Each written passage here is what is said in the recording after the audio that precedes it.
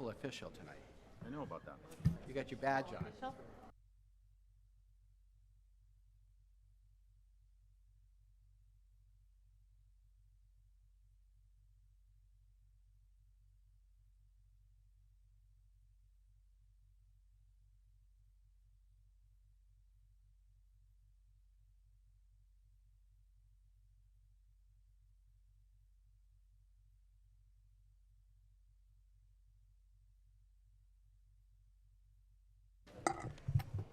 Okay, let's get started, please. Wendy, would you please call the roll? Council President Paul M. Roderick. Here. Vice President Thomas P. Here. Welch III. Councilor Terry Flynn. Here. Councilor Christopher M. Logan. Here. Councilor M. Teresa Santos. Councilor Dennis B. Tarano. Here. Councilor Barbara A. Von Villas. We have a quorum, Mr. Please President. join me in the Pledge of Allegiance. I pledge allegiance to the flag of the United States of America and to the republic for which it stands, one nation, under God, indivisible, with liberty and justice for all. I said, please join me. I meant, please join us. Sorry. Okay. We'll forgive you. Thank you so much. Okay, I love it when the town hall's full, I gotta be honest with you, you know? So, good or bad, it doesn't matter. Okay, so let's get started with number one. And by the way, you don't have to fill out a form for the Atlantic Beach District. That's an open, some of you did, which is fine, we'll take them in order, but you don't have to fill out a form if you want to speak, okay? Let's go to the public forum. Number one, pursuant to Rule 25 of the Rules of the Council. Let me stop myself. I forgot, I apologize. I would like to ask for a moment of silence. Middletown lost two longtime Middletown residents this past week. One was Kathy Stahl. She worked for the town in the Camerson office for 26 years. I don't know if any of you knew Kathy, but just a kind woman. You know, and we also lost Tony Pont, Steve's dad. So the other day, Mr. Pont was quite a man, quite a personality, and he was. I always looked at him, and I saw this on Facebook that Steve had commented, but I thought the same thing when it was so fitting was that Mr. Pont was a jack of all trades. He could do anything, and he was just a nice man. Middletown lost two very good people that, and their families. So just a moment of silence for the Tony and Kathy and their families, please.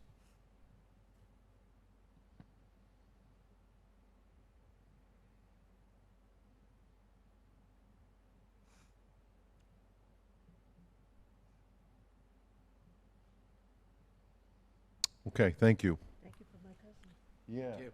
yeah, I said, it's all business, and then it hit me, I apologize. No problem. Okay.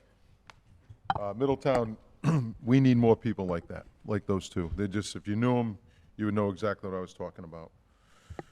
Okay, number one, the public forum pursuant to Rule 25 of the Rules of the Council. Citizens may address the town on one subject only, said subject of substantive town business, neither discussed during the regular meeting nor related to personnel or job performance. Citizens may speak for no longer than 5 minutes and must submit a public participation form to the council clerk prior to the start of the meeting. All items discussed during this session will not be voted upon. And we do have a form. Cam Clark. Cam would like to discuss beach safety. Just coming up, Cam, and just state your name and address to the record, please. Sure.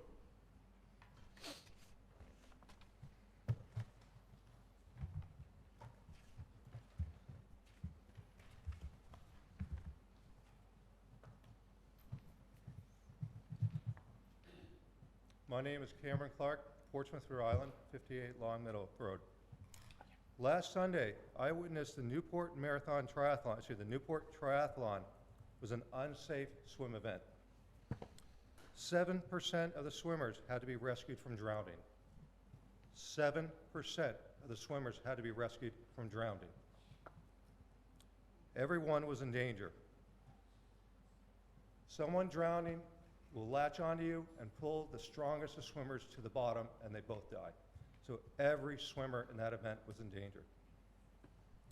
It was life or death, every man and woman for themselves. If not for the bravery of 2 young lifeguards with zero, I repeat, zero safety equipment, a volunteer jet ski, and the Middletown Fire Department, people would have died. Thank you. Thank you, Cam. I have a question, please. Yes, Mrs. Santos. Mr. Clark? Yes. Which beach are you referring to? It was Second Beach, Okay, the triathlon. I believe it's called On Your Left Triathlon was running it. okay.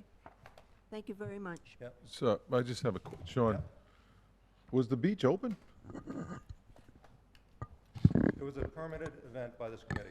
The beach, yeah, exactly. The beach was not open. However, there was a permitted event. And I will investigate that first thing in the morning. Yeah, okay. Thank you, sir. Thank you. Thank you. Appreciate you bringing that to our attention. Okay. I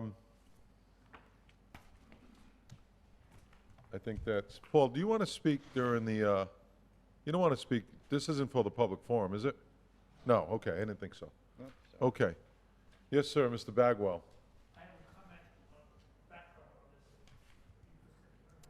Typically, we don't do that because it's you, Mr. Bagwell. Come on up. Oh, dear. John Bagwell, 587 Tuckerman.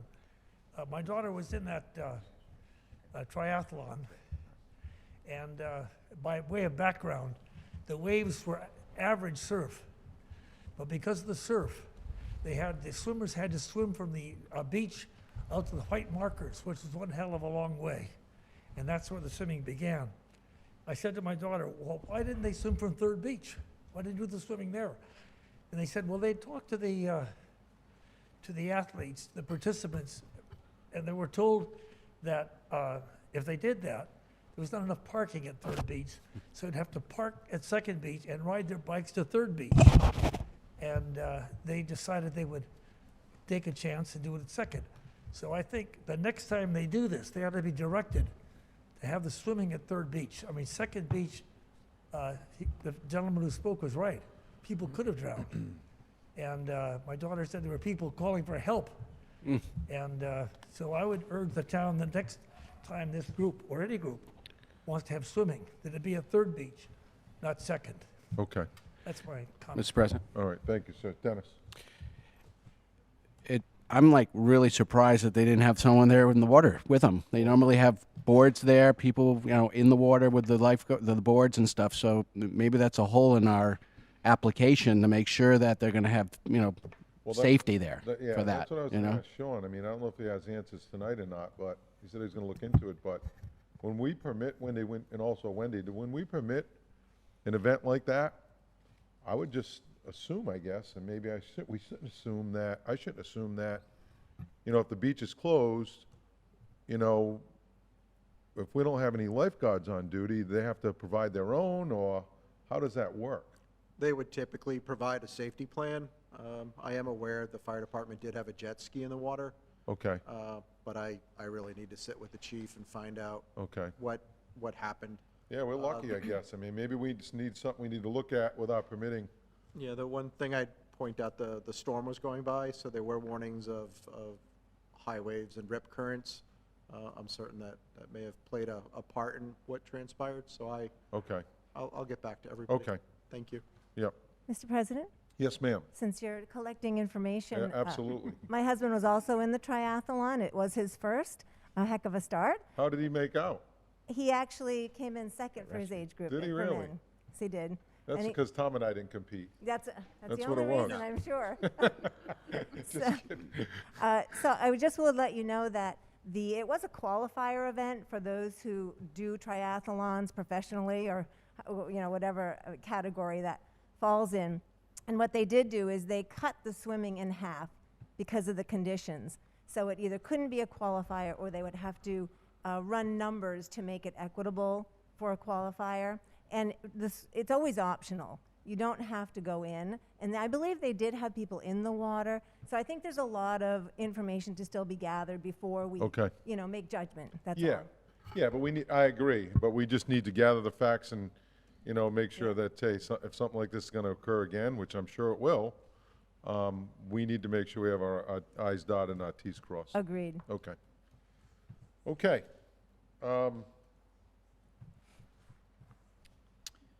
Motion to act as a Board of License Commission.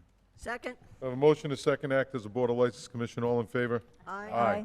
Okay, acting as a Board of License Commission, number 2, application MR Ventures LLC, 499 East Main Road, holder of a Class BV alcoholic beverage license to transfer said license to CCE Development LLC for use at the same premises. This requires advertising for a future public hearing.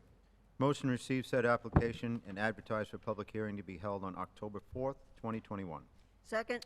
We have a motion and a second to receive the said application and advertise for the meeting of October 4th, 2021. All in favor? Aye. Okay. Motion to reconvene as a town council. Second? Motion and second to reconvene. All in favor? Aye. Okay. So, is there motion to approve the consent calendar minus items 4, 5, and 6. Second? Okay. Sorry. That's okay. Motion is second to approve the consent calendar minus items 4, 5, and 6. All in favor? Aye. Aye. Number 4, approval of minutes. Reference to regular meeting, September 7th, 2021. Motion to approve said minutes. Second? Motion to second to approve. Counsel Flynn. Yes, thank you, Mr. President. I requested this to come off in one line. There's a statement that says, Councilor Flynn inquired about the ordinance setbacks. Ms. Flynn suggests 1,000 feet, period. And I'm suggesting that it be clarified to say that I suggest 1,000 feet for all locations with youth present, not just schools, as opposed to 1,000 feet for every single location. Okay. You got that, Wendy? I have it. Excellent, thank you. To So we have- approve as amended, please. What's that? To approve as amended, please. Yes. So we have we need a motion to approve as amended. Motion Oh, sorry. to approve minutes as amended. Second? We have a motion to second to approve the minutes as amended. All in favor? Aye. Aye. Anybody opposed? Okay. Number 5, communication of Attorney Allison M. Quay on behalf of Terry and Michael Flynn in reference to investigation of Terry and Michael Flynn property. Motion to receive said communication. Second? And I'm Are pulling you this recusing? because I need to recuse. Okay. Want me to leave? Ye- Just, I'll be right back. I'll see you in 2 seconds. Yeah, go home. Okay. Just need to follow protocol, so. We have a motion and a second to receive said communication. Any further discussion? All in favor? Aye. Okay. Council Clerk, please note that Council Flynn recused, okay?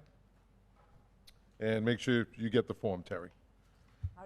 Okay. Number 6, memorandum of Paul A. Croce, Chairman, Middletown Planning Board, in reference to recommended zoning ordinance amendments regarding mixed-use development projects. Article 27A requires advertising for a future public hearing. Motion to receive said memorandum and advertise for a future public hearing. Second? Motion is second to receive. Counsel Flynn. Yes, thank you, Mr. President. So this is advertisement for the mixed-use ordinance again. Yep. And, we just had a conversation a couple of meetings ago about the cost of advertising. So I just wanted to point out that in the uses table, we have 15 zoning districts in town. And supermarkets, billiard, and pool parlors are prohibited in every district except general business. They're not even allowed in light industrial, office business, or office park districts. If they're removed from the prohibited uses of the mixed-use ordinance, it would allow these uses in mixed-use developments that are zoned general business.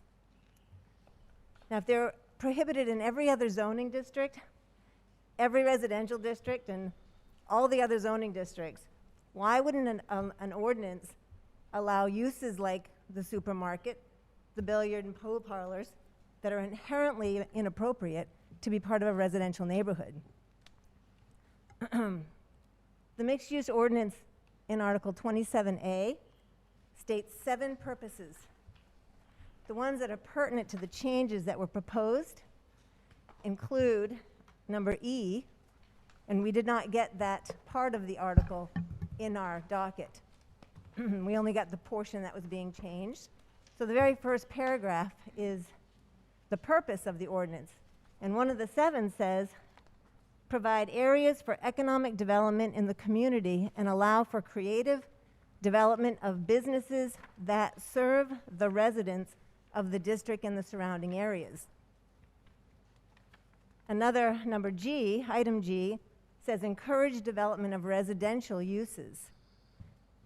So by definition, these mixed-use communities are first a neighborhood and then some commercial and other uses that supplement the neighborhood. So it seems incongruent to change it in the manners that are being proposed. In addition, the proposal removes from uses that are prohibited all the uses under government, educational, and institutional on privately owned land. And there are 13 uses under this heading, 13. 6 of them, almost half, are prohibited in every single-family residential district, and 4 of the 6 are also prohibited in the multifamily district. Excuse me. There just seems to be a disconnect from creating a cohesive, attractive, and desirable mixed-use community for Middletown with this proposal. And so for the council to invest in advertising, I'd like to make the motion that the proposed ordinance go back to the planning board for re-review of the changes proposed, keeping in mind the uses currently appropriate for Middletown residential districts. Okay. Peter?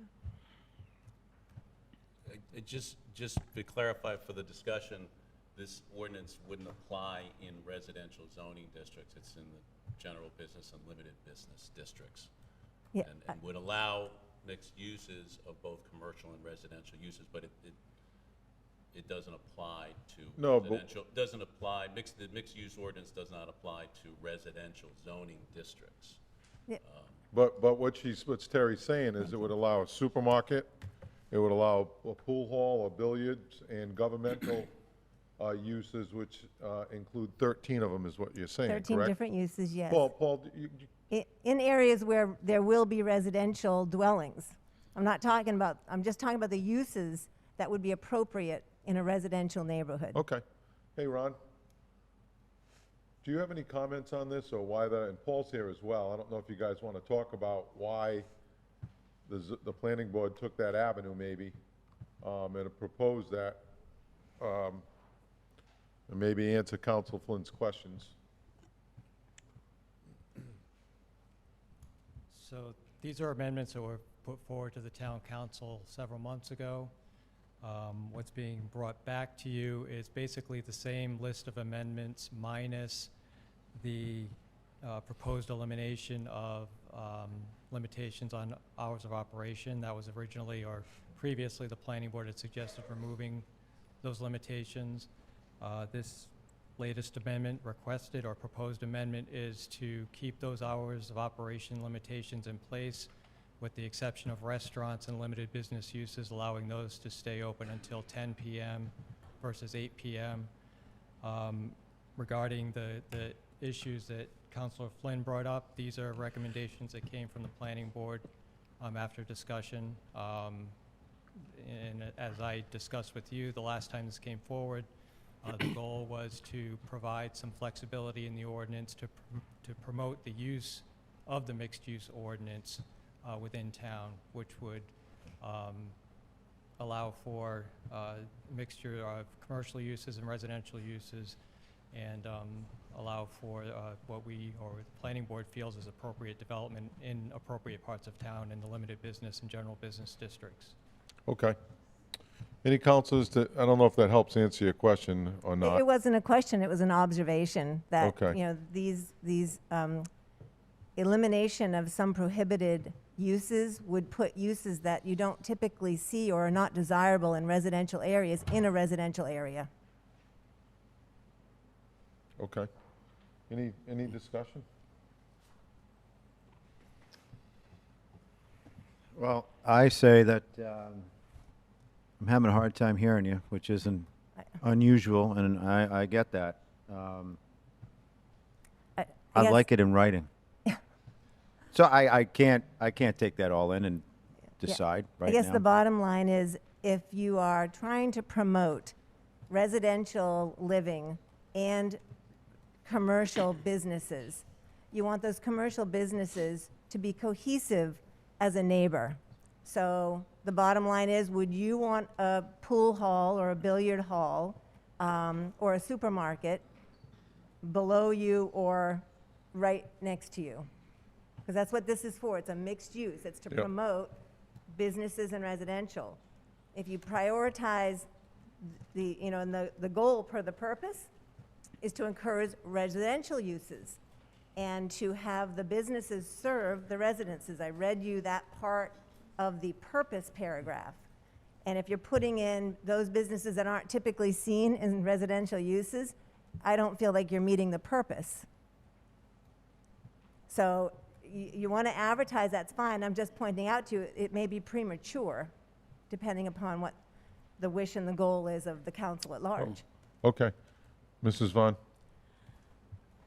I guess I'm just remembering the fact that this ordinance came forward, I'm going to say, I don't know, about 8 months ago or something. Or less, yeah. And it was, there were just some specific recommendations that were made by the council at that time. And I believe that the planning board has addressed those specific recommendations. It sounds as though Councilor Flynn is suggesting a larger revamping of the ordinance. And I would suggest that that maybe is something that the planning board should look at. Okay. But it seems to me that the issue that needs to be resolved is the one that was brought forward about 8 months ago. And it seems like we always take a long time to get anything done. And why don't we take care of the problem that we had 8 months ago? And then if there's a larger issue, let's address the larger issue with the ordinance as a whole. But let's solve the small problem now. No, I understand what you're saying, but we'd still, if that was the case, we'd still have to send it back, because if we do address the larger issue, it would need to be re-advertised again, and re-advertising is upwards in costs of $3,000, $4,000, $5,000 every time we do that. So the time was the issue before, of the uses, and now Terry's bringing up something else, so, I mean, I don't want to waste, I don't think any of us want to waste $3,000 or $5,000 every time. So, I mean, yeah, we don't want to have to kick it back to them, but if somebody has a concern that probably needs to be addressed, then that's what we should do. Because if it comes up during the public hearing, and then we gather more facts, and the council says, you know what, yeah, that's not what we want. Let's just try and, I know you probably don't want to hear that, Paul, but I'm sorry, and I hope it doesn't discourage you guys. You do great work, but these things happen, and we want to make sure we get it right. So I think you bring up some valid points, and thank you for bringing them up, and I'll second your motion. Well, thank you. Okay. Any further discussion? Dennis, Chris, no? Okay. Motion is second to send it back to the planning board for, Wendy, you have her concerns, right, Paul? Ron? Okay. It was the uses of pool hall, billiards, and the supermarket in mixed use. And the governmental And the governmental heading. uses, okay. Motion is second, all in favor? Aye. Aye. Anybody opposed? Okay. Sorry about that. Let's move on to number, which everyone's here for this evening, or the majority of the folks anyway. Mr. President, I'm recusing as an abutter. Okay. Council Clerk, please note that Council Flynn's recusing as an abutter. Just make sure you get the form, Terry, and fill it out, please.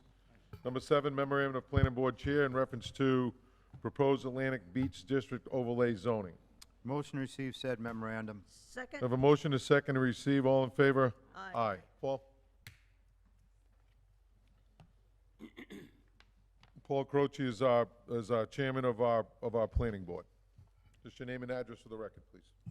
Paul Croce, 130 Tuckerman Avenue, and Chair of the Planning Board. Thank you and good evening, Mr. President and other members of the Town Council. For several years now, the Atlantic Beach District Master Plan, the results of efforts of many dedicated individuals, has been the goal for upgrading the Lower Aquidneck Avenue area to the vision of the comprehensive plan. You have just received our revised draft for an Atlantic Beach District overlay that helps capture this vision in our ordinances. These comments are intended to give you the planning board's perspective on how we arrived at this version of the draft. As mentioned in the cover memo, the planning board's effort to prepare the first draft overlay included 2 public workshops on July 31st, 2019 and January 22nd, 2020. Those early workshops were attended primarily by residents, most of whom were abutters or residents in nearby neighborhoods. Despite being notified, there were not many representatives from the Atlantic Beach District business community.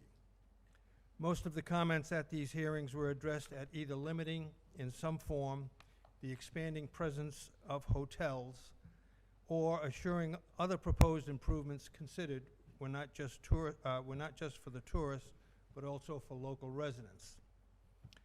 With this public feedback, a draft was finalized and sent to the town council. In your discussion at the second reading, you heard concerns presented by business community representatives that they were not aware of this proposed ordinance overlay and feared it would negatively impact their businesses. The town council then returned the draft to the planning board with instruction to obtain more input from the business community. On August 23rd, the planning board conducted another public workshop with a focus on receiving input from the business community representatives. At this meeting, most of the comments came from the business community representatives, and a few non-business residents also spoke. It was clear that the business community representatives felt that they had been left out of the overlay development process, and they wanted their voices to be heard. So we let them speak, and we listened. There was not much discussion on the limitation on hotels. One suggestion was introduced to add categories such as hotel, motel, bed and breakfast, etc. It was not clear how this could be helpful, as it seemed it would introduce an additional restriction of dubious value on development. A few resident speakers objected to the inclusion of short-term rentals on the hotel room limit. On the topic of negative business impacts, several business community representatives spoke, all registering strong general opposition to the proposed overlay. Several stated that all that was needed was to get rid of the utility poles and improve the condition of the road and sidewalks, which of course is the scope of a state project that is currently under consideration. We asked the business community representatives if they could provide specifics, and one person mentioned the signage requirement to bring signs into conformity within 5 years, even if no other change was made to the business structure or activity. They said this imposed a significant financial burden on them that was unnecessary. No other specific issues were raised. A few residents who spoke supported the elimination of the 5-year limit on the signage compliance. The business community representatives also said they felt singled out, stating that these additional overlay requirements applied only to them in this part of town. They need to hear from the town council that this overlay might also be used as a model for other sections of the town. Most members of the planning board felt that much of the opposition of the business community representatives to the proposed overlay was the result of an inadequate or incomplete understanding of the purpose and details of the proposed overlay. In the end, the planning board responded to their request regarding signage by eliminating the 5-year requirement for compliance.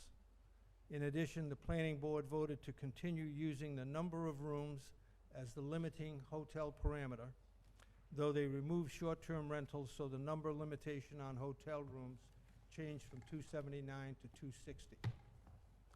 Lastly, but certainly not least, the planning board would like to acknowledge the very capable support of planning department staff who have worked diligently and expertly to bring this overlay to fruition. Thank you. Thank you, Paul. Thank you, sir. Okay, let's move on to number 8. continued from the May 3rd, 2021 regular meeting. First public hearing, special meeting, June 15, 2021. Second reading was continued from regular meeting, July 6, 2021. The public hearing remains open. Public hearing advertised, but is notified in orders to the town of Middletown. Second reading. Public hearing remains open. An ordinance amendment to the town code of the town of Middletown, Title 15, Land Use, Chapter 152.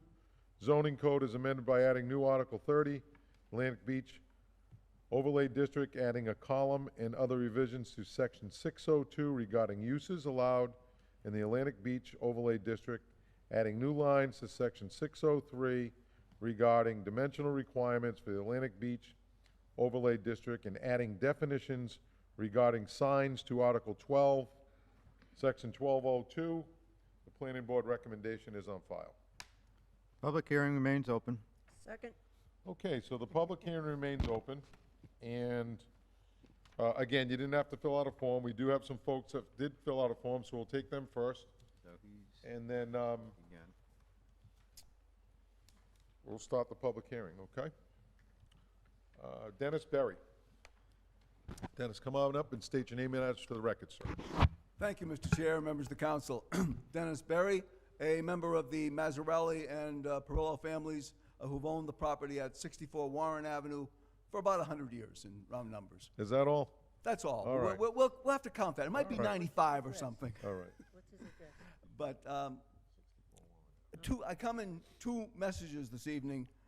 First message is that we would like to object to the whole beach overlay district. This, you look at the purposes and some of the language, it contains quite a number of PNs to the neighborhood, to the residents, and so forth. But if you look at the map, you'll find that there's on the east side, you've got Easton's Pond, not much of a neighborhood there. On the west side, you've got Warren Ave and a few other avenues behind it. Our property, my family's property, is immediately adjacent to the overlay district, so we're very concerned with this.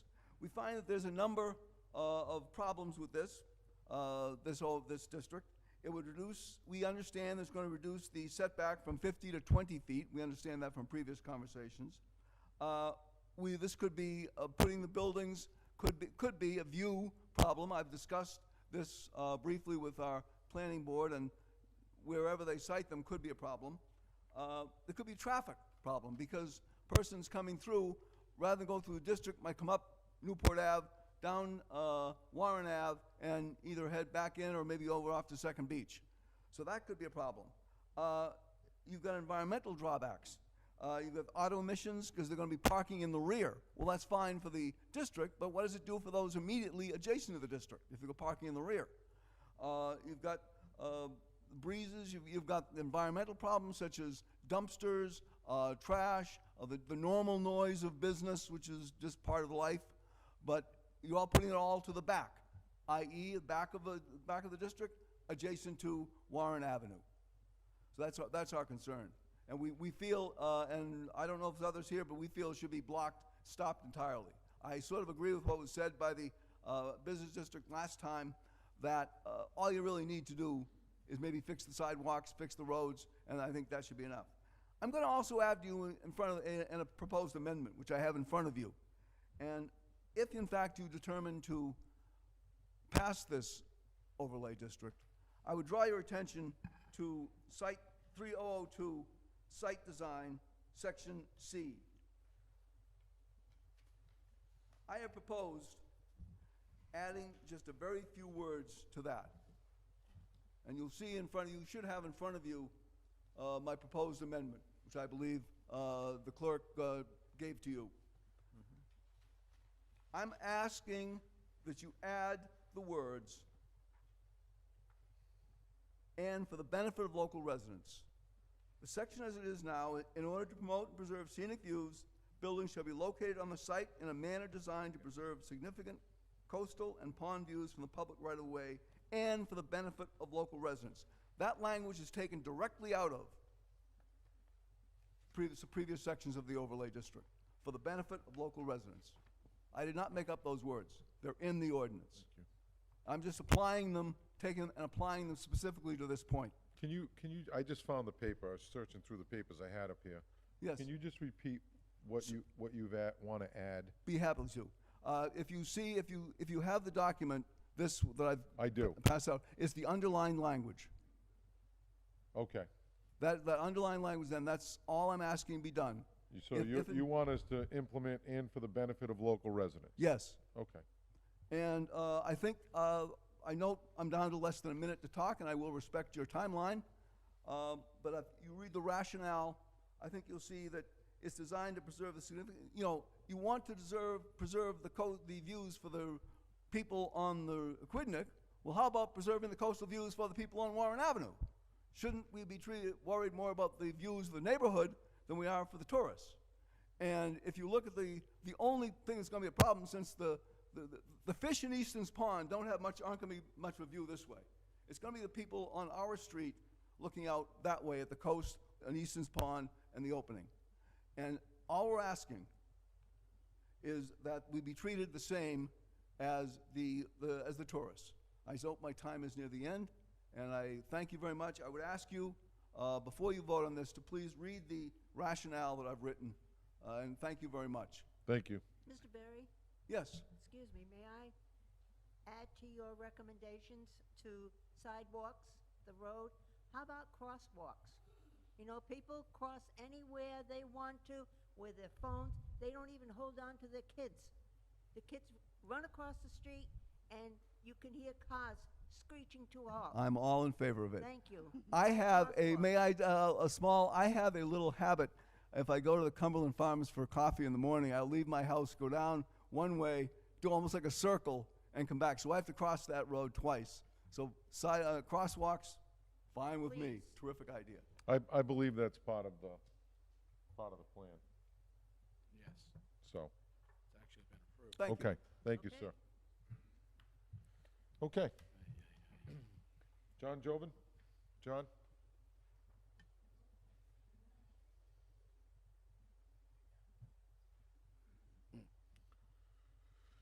Just state your name and address for the record, sir. John Joven, 138 Esplanade. And I came here all gung-ho about the passage of the ABD, but I noticed that there's some friction still. And I'm just amazed. How long are we going to deal with this? I've been a taxpayer for 43 years, and this issue seems to be going on and on and on, and come on, I'm saying. So I thought tonight I was going to be congratulating Paul Croce and the president and the council for a job well done, and now I'm getting a sense that we're not all on the same page. But that's Middletown.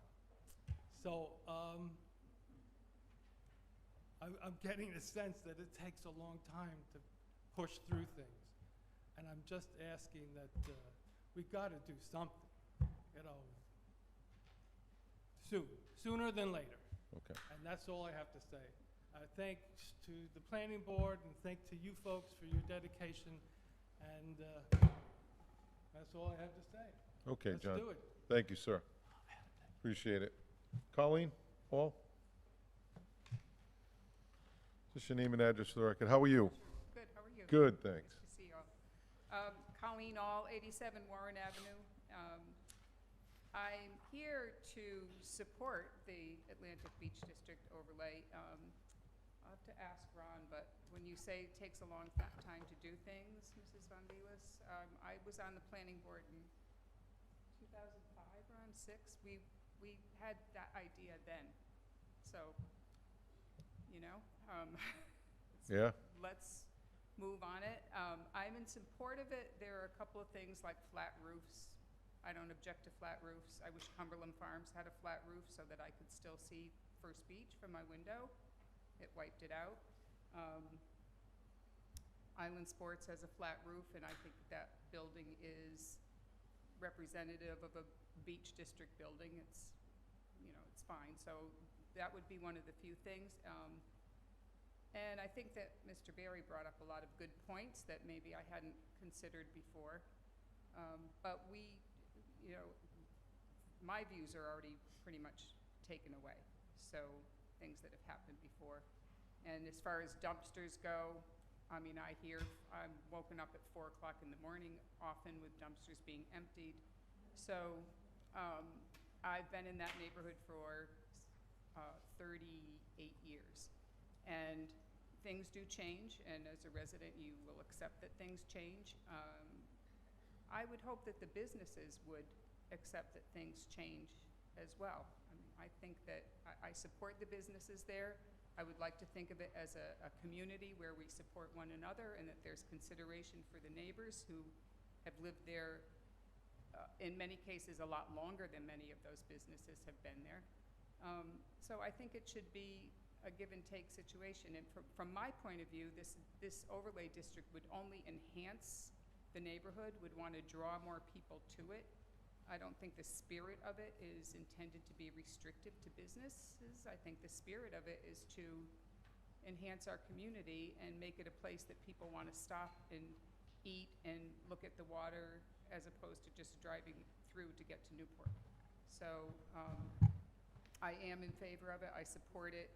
But I think that some of Mr. Berry's points are well taken. Okay. That I hadn't considered before. And definitely crosswalks. No doubt about that. All All right, Colleen, thank you. Is that it? Yep. Okay. Those are the forms that were filled out, but no forms are needed to fill out if you'd like to talk about the Atlantic Beach District. And, yes, sir. Just Jeremy. Yep. Mr. Chairman. Jay. Jay Lynch from the law firm of Moore, Vergadamo, and Lynch. I'm on here speaking tonight on behalf of two particular business owners in this district, Comus Roses and Scott Kermel. They have a couple concerns and issues with what's being proposed. And what I'm here to address is not new development that's coming in and what impact that may have on new businesses. What I want to bring the council's attention to is what impact it's going to have on existing businesses in this district. What's proposed before you tonight is it could be very burdensome to the existing business owners. Any expansion of the existing businesses in that area are going to require these owners to now comply with these new design standards. It's going to be a significant economic burden for them to redesign and comply with these new restrictions. It'd be different if we were starting from a clean slate and you had a vacant lot and someone's going to come in and put a development. That's easy to comply with the design standards. It's not easy when you have an existing ongoing business that's going to have to comply to these standards. So that's a particular issue that is going to have a severe potential impact on those two businesses. There was another issue that one of my clients had that may be resolved by the mixed-use district. The concern that we have is the limitation on residential uses in this district. Restaurants, as everybody knows right now, are having a very difficult time finding staff. Housing is extremely high, and I know Mr. Kermel was even looking at the potential of having apartments on his site that would house staff housing, house staffing for his building. Jay, can I just ask you to speak into that mic a little more? I'm just having a hard time hearing you. Yeah. So one of the issues... I know you have a loud voice, so... One of the issues that may not be a particular issue tonight, because that, as I said, that may be resolved in the mixed-use district, but it's the need for housing. One of the restaurant owners, Mr. Kermel, is considering, he's having a tough time finding staff. Housing is very difficult for staff. He'd like the ability to be able to develop a mixed use with his restaurant and brewery. That would be prohibited under this overlay district. He could only have 2 apartments, he couldn't have 3, and that could potentially have an impact on his business. Now, that may be resolved when we get to the mixed use district. If it ever gets back in front of you again, that's a particular concern. And the last point I'm going to have is neither client at this point is considering proposing a hotel on their site. However, they'd like to reserve that use in the future if they decide to sell their business. I don't think placing a restriction on the number of hotels in this district is appropriate. If a site can comply with the zoning requirements for a hotel, they should be permitted to do so. You can't say, well, sorry, we've already got 260 hotel units in this district, we can't have any more. If we comply with the rest of the ordinance, the requirements of the zoning ordinance, that should be permitted. So I don't think it's appropriate to have a particular limit on the number of hotel rooms in this district. Okay, That's it, thank you. thank you. Okay. Anyone else like to speak on the Atlantic Beach District?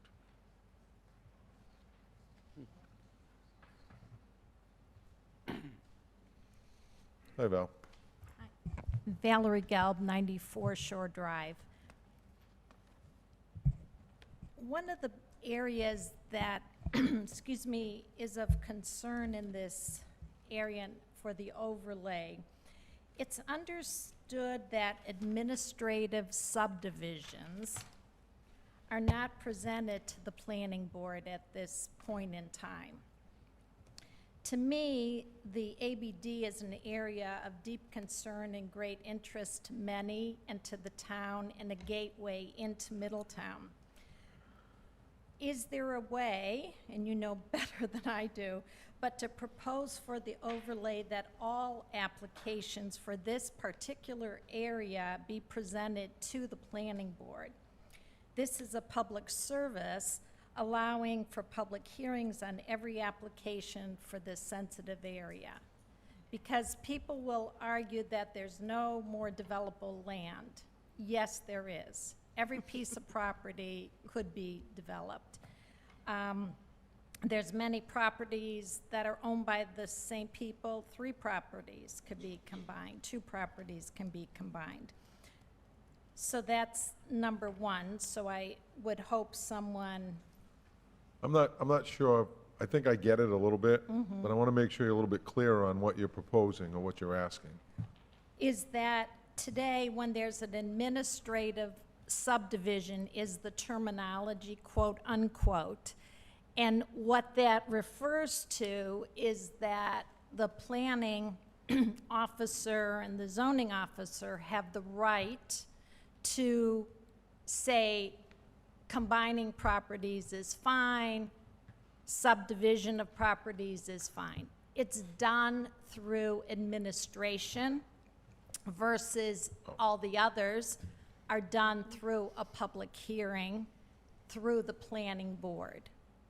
And so all I'm saying is you take that away from the officers, a single person's opinion, to the planning board where the public has a chance to talk about it.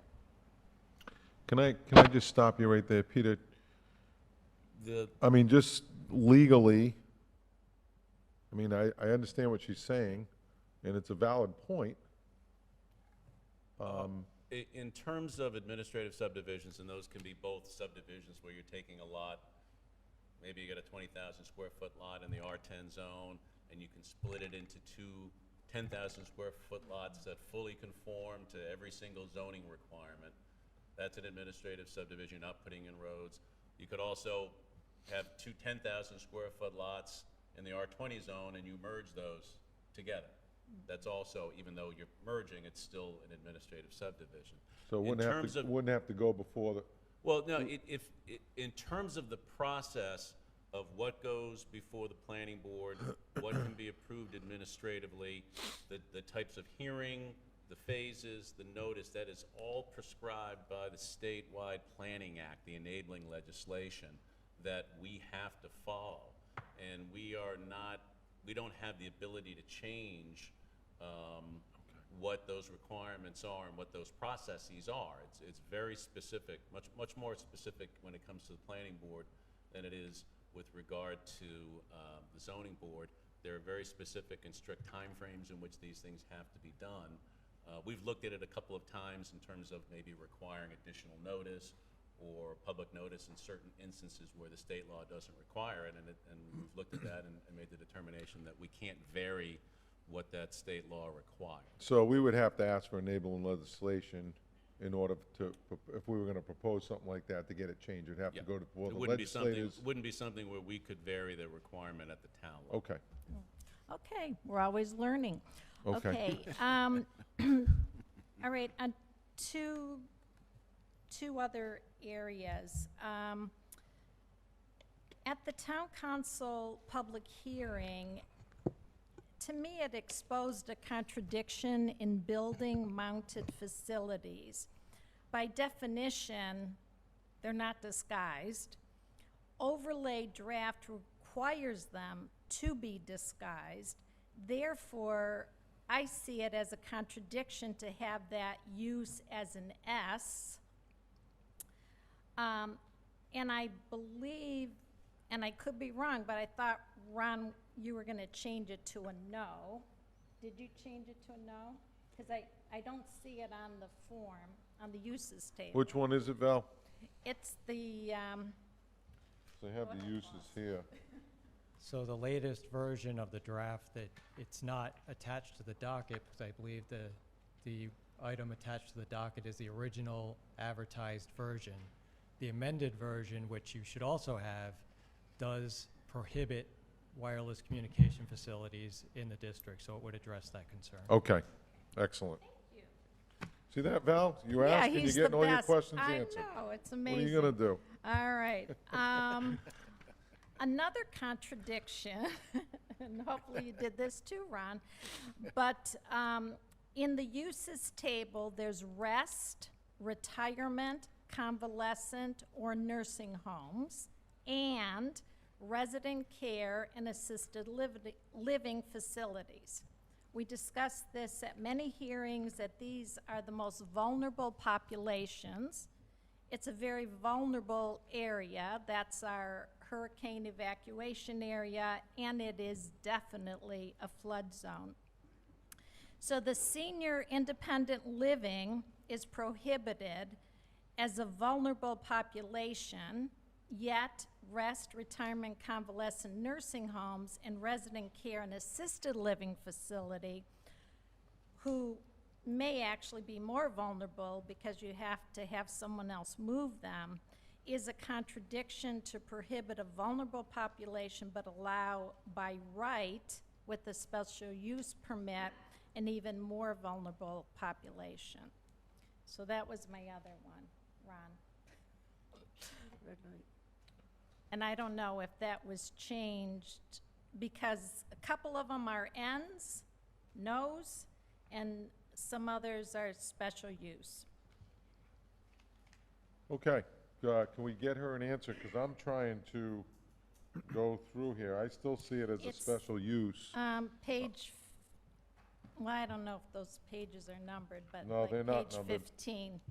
Yeah, it's the second one from the end is what I have on mine. Second page from the, it said residential care and assisted living is still under the ABD, an S is what I have. That's correct? Okay. Okay. Okay. And I think they should be Ns. Hey, listen, 2 out of 3 isn't bad. Yeah. Okay. Yeah, not bad. All right. Okay, and then very quickly from Mr. Barry, he mentioned, you know, quite a few objections, and what I would hope, the answer to a lot of that is, if you do the DPR properly and you're doing these precautionary things before people get their permits and everything else, a lot of those issues Mr. Barry brought up are actually addressed through the normal process of the DPR. Okay, thank you. Okay. Yes, sir. Just your name and address for the record, please. Good evening, Mr. Chairman, members of the board. Attorney Stephen Surdit, and I'll be brief. On behalf of the Concerned Island Taxpayer Association, who has been integral in development and feedback on the proposed overlay district. And very briefly, the ordinance appears to be very well drafted and vetted out, and it appears your staff has done a significant amount of research and diligence. There have been numerous meetings in this regard, and it appears that your planning board has made sure that this ordinance captures that vision that your comprehensive plan is supposed to lay out and has been vetted out to accomplish.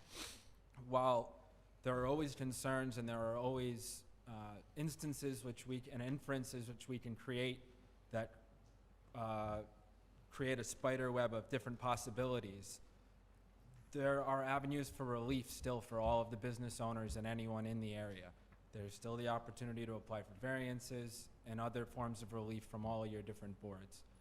So while design standards can have an impact, they are standards. They're not hard and fast rules from which relief can't be granted if it's a unique set of circumstances or there's some other form of relief or that is required or is just in the circumstances. So while there are the ability to conjecture and reach out, that's not what boards are supposed to do. That's not what ordinances are designed to do. They're designed to create rules, procedures, and opportunities for relief, which this one does if the situation requires it. This is a unique little area of the town of Middletown, which has been here for quite some time, and it is increasingly under pressure as it's a coastal area, and all of our coastal areas are continuing to be put under more and more pressure. So relief that we can provide for the folks that actually live in those areas is something that we should look to do, and to provide guidance towards future development as that does come down the pike is always a good thing. So I believe that this small change that was proposed here this evening, taking into account other residents, would be appropriate. The goal here is to be incorporating and to take into account the fact that this is a high-use area and there are lots of different long-term uses in the area. So thank you for your time this evening. Thank you, sir. Okay, is there anyone else that'd like to speak? Leon?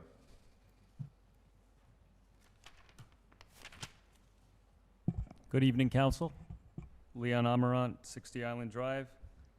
I'm a member of an organization in town, STROM, the Short-Term Rentals Owners of Middletown, and we do have a letter that we'd like to read tonight on this issue. I'll just go ahead and read it. Dear Atlantic Beach District Small, and this is directed to the owners and also to the council, to the small business owners. We at STROM have been following the recent developments and proposals to the Middletown Town Council on the Atlantic Beach District Overlay Plan. It appears to have evolved over time into a complex and potentially overly burdensome plan. There are some basic elements that make a lot of sense to us: improved parking, sidewalks, etc. But there are many that do not.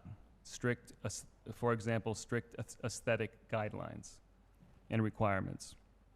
We would like to take this opportunity to voice our unwavering support of your businesses. Many of you have made significant improvements over the years, and we truly appreciate these and the investments you all have made in your businesses.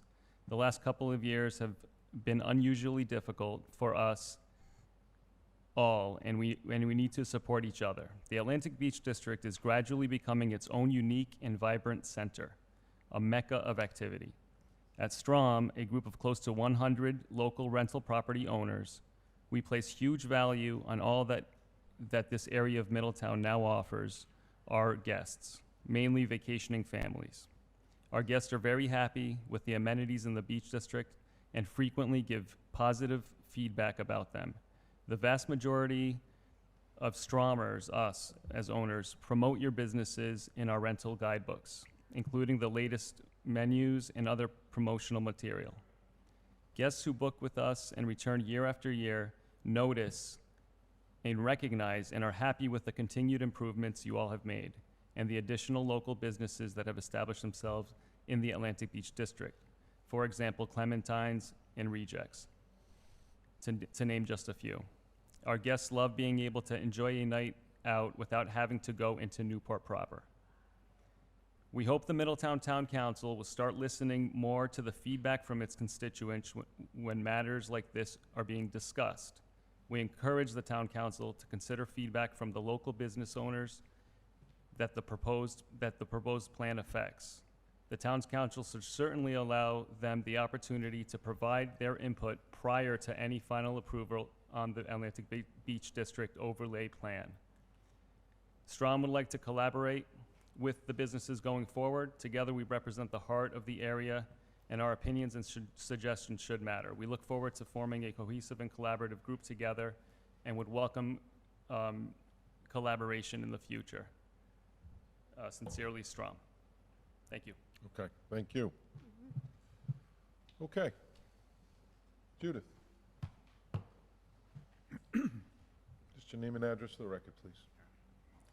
Judith Rosenthal, 99 Shore Drive. Good evening. Good evening.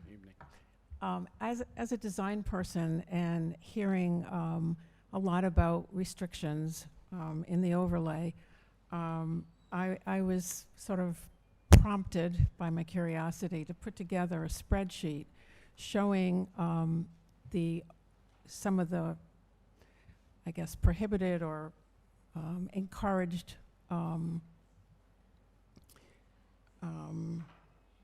I don't want to call them regulations, but whatever, for lack of a better word, regulations, compared to what is already in the Middletown Commercial Development Standards, Section 521, or in the master plan, Atlantic Beach District Master Plan. So if I could pass this out to you, it's just Sure. kind of a point of reference. I found it pretty interesting. Thank you. If you want to hand me the batch, I'll hand them down so you can go back to the podium. If you want to hand me the batch, I'll hand them down.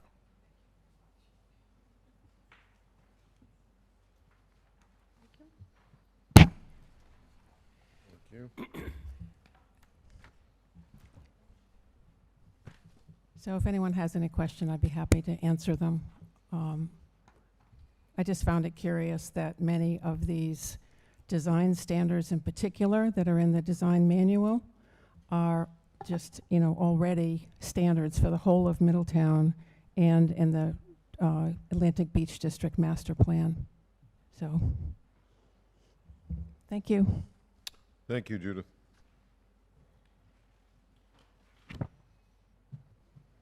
So just so I'm clear, and I want to make sure everyone's clear, is that what you're saying is, what you gave us is the commercial design standards that were adopted, I think, in 2007 or 2008.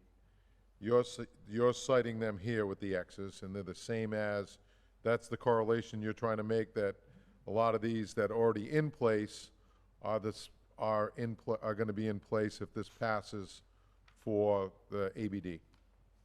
Okay. Okay. Is there anyone else? I'm sorry. Can you get a copy of that to the clerk, please? Thank you. Sorry. I should have known better. Okay. Is there anyone else that'd like to speak on the Atlantic Beach District overlay? Motion to close the public hearing. Second? You sure? That's it? Okay. Yes, ma'am. Lisa. Elizabeth Amaranth, 10 Wedgewood Drive, proud owner of the Seabreeze Inn, Yaya's Cafe, and Equinic Pizza for 40 years. So I know the neighborhood very, very well. I'm a little confused about what is the problem in that neighborhood. There's no problems. I've been there 40 years. All of us, all the business owners, are doing the best we can. There is improvements, but there's nothing wrong with the buildings surrounding that area. There's nothing wrong with our signs. The problem is the sidewalks.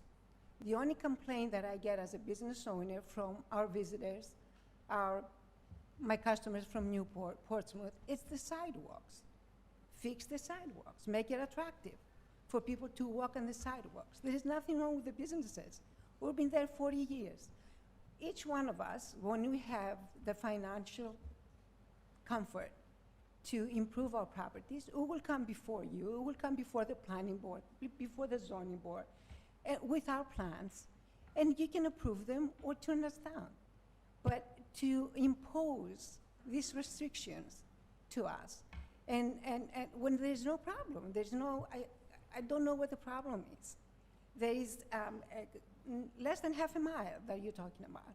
Quarter from mile. From Equinic Pizza from one light to the other light. And what is the problem? There's Rich Express that just opened up, beautiful business. Our customers love it. My guests, the first thing they do after they check in, they go right across the street. It's quiet. It's not, there's no noise. There's no garbage. We keep it very clean. If you go to each business in that area, you will see no garbage around our properties, nothing. It's clean. It's very clean. It's been clean for 40 years. But we have been talking for 20 years about fixing our sidewalks, and that hasn't been done. So let's fix the sidewalks. Let's make it attractive. That's where I stand. Okay. Because I don't see any other issues with any of the businesses in that location, in that area. Mhm. It's unique. Each one of us has a unique building. There's nothing wrong with my neighbor across the street. It's a beautiful motel. It's been there for how many years? It's clean, it's quiet. Who is to say you don't like you like my design, you don't like that design? We come before you. Nobody's putting a building up without an approval from the zoning board. We haven't built anything without an approval. We come before you. So why change it?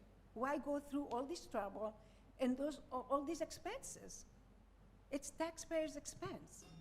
For 20 years, you're spending money and talking about fixing this and changing that with designs, and we haven't done anything. For 40 years, those sidewalks they look the same.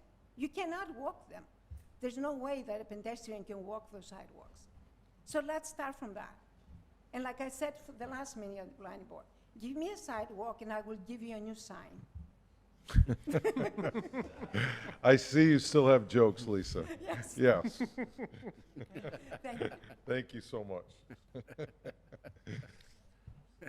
May I ask Sean a question? Hang on. Yes, sir. Just your name. How you doing? Good. Just your name and address for the record, please. Scott Kermel from On the Pond and Diego's Middletown, 116 Aquidneck Avenue. I think part of the confusion with some of us is it seems like the overall, and I'm new, obviously, like to getting super involved in the Middletown council issues, but I know that plenty of residents and probably plenty of business owners don't want massive hotels down there, and a few are there, and some people are unhappy about it. And it seems like a lot of these restrictions are geared at blocking those. So I guess our question is, why not steer that back to the planning board and limit big vanilla box, massive hotels that blocks everyone's views? I know everyone seems concerned that our lots could be combined and put up some horrible Holiday Inn that ruins the neighborhood. Obviously, that's not our intention ever. But maybe there's a way to not put so many restrictions on individual places. They say they want a quaint seaside village. Algonquin, Nantucket, P-Town, Martha's Vineyard is full of adorable little inns with a business on the bottom and 5 rooms above it. That's not even in our plans right now, but we don't like the fact that we just made a massive cash infusion to this area, and now it's restricting what could possibly someone else could do in the future, or what maybe we do for retirement, or who knows. But who says that Diego's wouldn't be great as a small restaurant with places above it? And again, that's not gonna happen on my dime, but we're just concerned about that. It seems like if massive 100-room hotels are the issue, maybe throw it back and find a way to restrict that without putting so many restrictions on the fact that you can't do a multifamily now and have apartments, which are hard to come by. So that's our main concern. Thank you, Scott. Appreciate it. Okay, anyone else?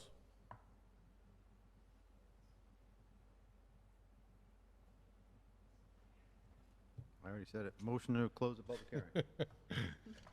Second. I guess I don't get to speak. Oh, you go ahead. Go right ahead. No, you start closing the public hearing. So that doesn't mean you can't ask a question. Thank you. I forgot that you wanted to speak. Thank you. Gladly ask Mr. Brown a question. My question is directed to Mr. Brown. I don't know if you'll have the information for everyone in this room, but I'm going to ask it. Mr. Brown, I believe at some point in time there was a figure that the amount of money that this would cost. Am I correct? Or am I daydreaming? Ballpark. When you say this will cost just the utilities or the whole project? The whole project. I- And the utilities would be included in this project. Am I correct? No, so as I understand it, we have a cost for the bearing the utilities, which would be approximately, I'm going to use the $20 million. That seems to be where that project lies. Later on in the meeting, we're going to discuss some discussion that's happened at MEDAC about the utilities. They are sort of pivoting to look at how they can make improvements at a lesser cost, but that's the town's cost. The second part of the project are the roadway improvements, the sidewalk improvements, and other aesthetic improvements. And once we can go ahead and design those changes, we would look for the state to fund those. I don't have a price for that right now because they haven't been defined. And I think that's part of the reason we'll discuss later the utilities, because we want to move that engineering forward. All right, then I'm going to hit you with another question, and whether or not you can answer it. What would be the cost to the taxpayers of Middletown? Many of us are hurting. Now, this is just for one section of town. Are we forgetting the other sections of town that may need revamping or brought up to par? So what is this going to cost the town of Middletown taxpayers? A ballpark. And what kind of an increase would they see on their tax bill? Like I said, for the infrastructure, the roadway and sidewalks, that would be a state project. Okay. So there would be a cost to everybody in the state of Rhode Island, but not necessarily to the Understood. local taxpayer. I don't have the cost. Like I said, there's been no design work done yet. Now, there was a gentleman here tonight who said things never get done in Middletown.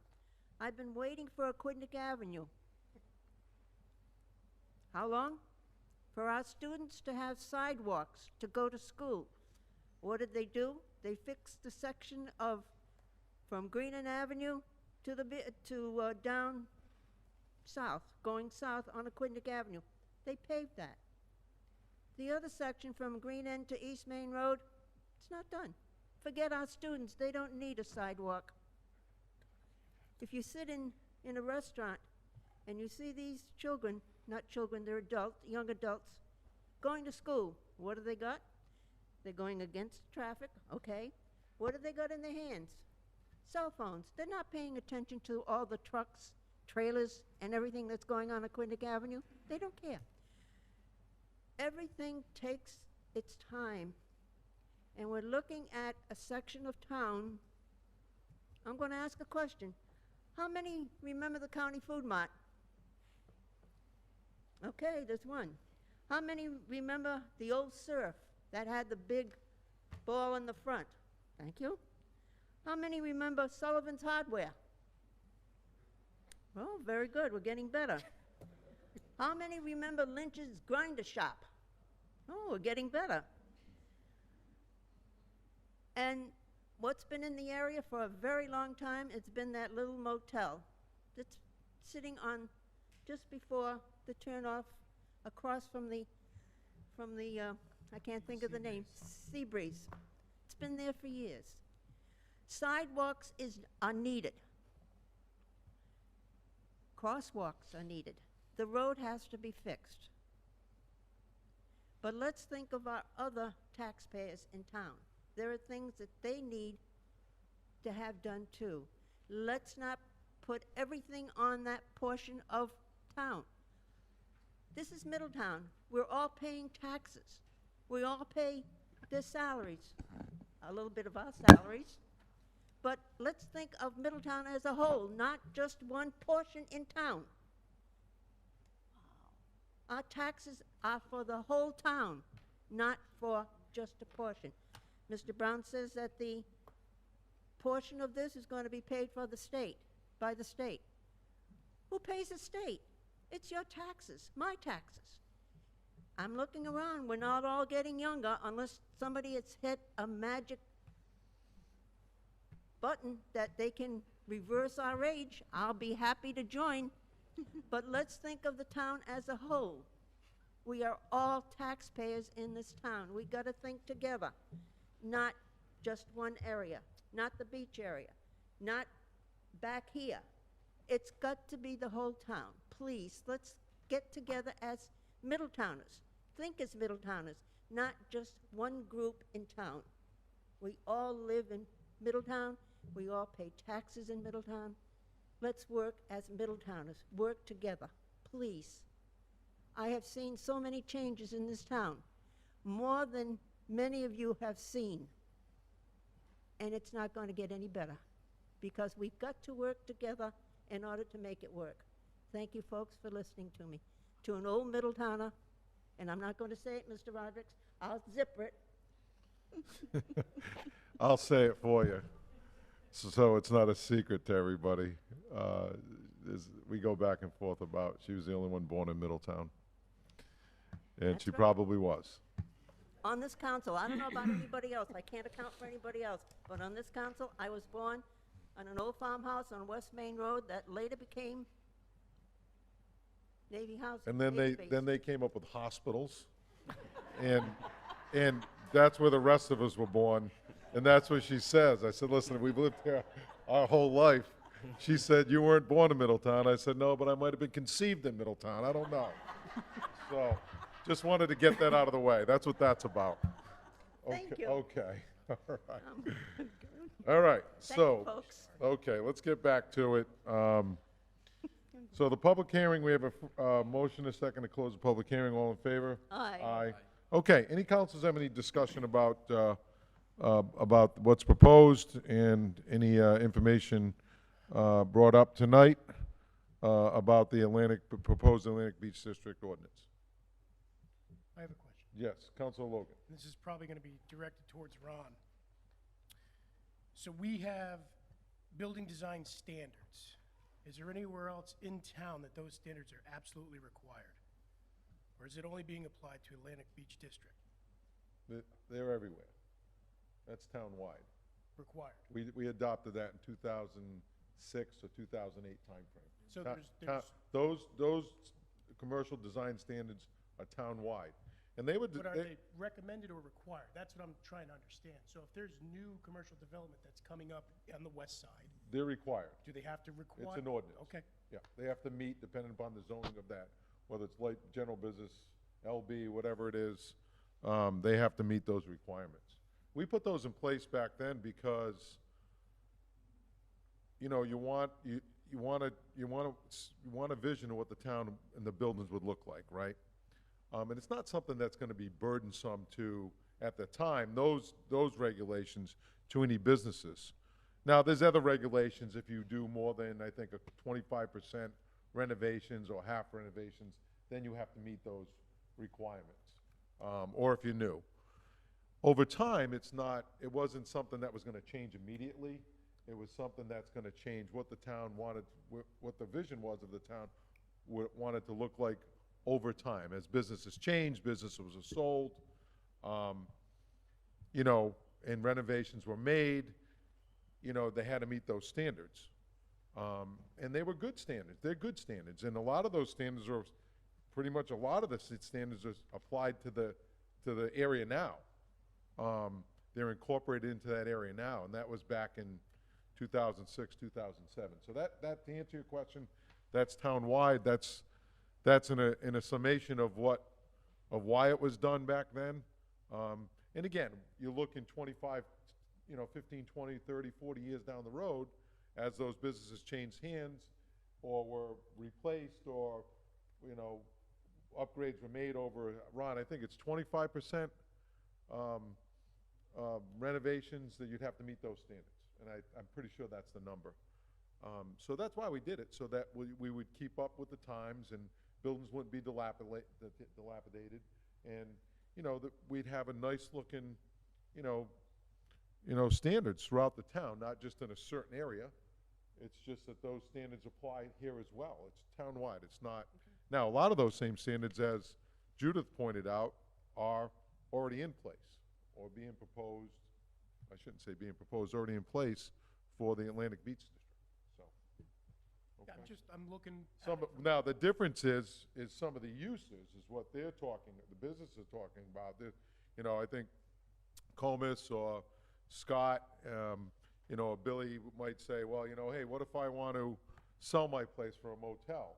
And that's where we're saying, hey, wait a minute, or the planning board is saying, hey, wait a minute. And the reason the Atlantic Beach District became a district was because it is unique. And when they came out with the design, and I'm sure hopefully you all saw the design, I mean, it really looked really nice. Now, that was with the poles underground. I'm not sure $20 million we're going to be able to do that.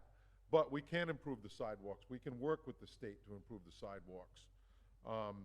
But we don't, I personally don't want to see hotel after hotel after hotel. That's not what we want to see. It's an attractive, this was made to help enhance the businesses, to help bring people down there. It's unique because it's near the beaches. There are certain hotels, which is fine, but those people bring businesses bring people to your businesses, and that's what it was for. Wasn't to restrict. Some of it restrictive, sure. You want it to look a certain way. Do you want it hotel? I mean, I look at it like, Scott, you could sell your property, and I get it, down the road, and you're doing a great job down there. By the way, I was in there a couple weeks ago. The food was pretty good. So it was very good, actually, and the service was great. So, but could you do that? Could the DeBlois Gallery sell? Could Seawheel sell? Paradise is doing something with their building. So things are going to change. So the uniqueness of it, do you want to kind of have a say and a vision of what you want it to look like? Sure, I do. I think it should. And I think it should be, and again, this document can be somewhat fluid. I mean, amendments could be made to it over time, but I do believe we need to put something in place as to what we want it to look like. It can't be just, it can't continue, at least my opinion, and there's good things down there. Comus, your place, I remember when I sat on the zoning board in the 90s. You came through and you went through the process and you made improvements, and if you're worried about the shock going away, I wouldn't approve that. I think that's great down there and its uniqueness. So, yeah. So, I mean, but you were able to do that through the process. That's not going to change the process. It's going to change maybe some setbacks here and there, Mr. Berry. I get it. A lot of those dumpsters now have to be in the back. They have to be enclosed. I do think we should look at times when they should be able to come there and be emptied. I don't think 4 o'clock in the morning is appropriate when it abuts a residential district like that, and it's banging and whatever. But do you want the big trucks in there during business hours as well? So maybe there's a better balance that can come up with. Views, I hear you. Nobody wants their views blocked. I'm not sure legally we could do that. I mean, look at Easton's Point. Look what's happened. Look what's happened down there. So I understand what you're saying. I do think I personally don't want to see, more hotels down there. I think it should be restricted. I mean, as a lawyer and a business person, is that potentially going to hurt you? Maybe, but that's you. It's what we want to see as a town, and as a whole town. And to Mr. Sanders' point, could this serve as a model for, for other areas? I always envision this whole East Main Road starting at Aquidneck, coming right down to 2 Mile Corner. You travel other towns, they got nice black poles with lights, and you can hang Christmas things up there. And I envision that also here. But we can't do it all at once. And so here's an opportunity with its uniqueness, by the coast, by the beaches. People can walk, traffic, more hotels there where everyone can, I think, can benefit. It's not to hurt businesses in Middletown, that's for sure. So that's just my opinion, so. Dennis? Thank you, Paul. Yeah. Very interesting conversation. I live on Tuckerman Ave. I've lived there for probably close to 20 years. I lifeguarded at Second Beach for 6 years. I went to Middletown High School for many years.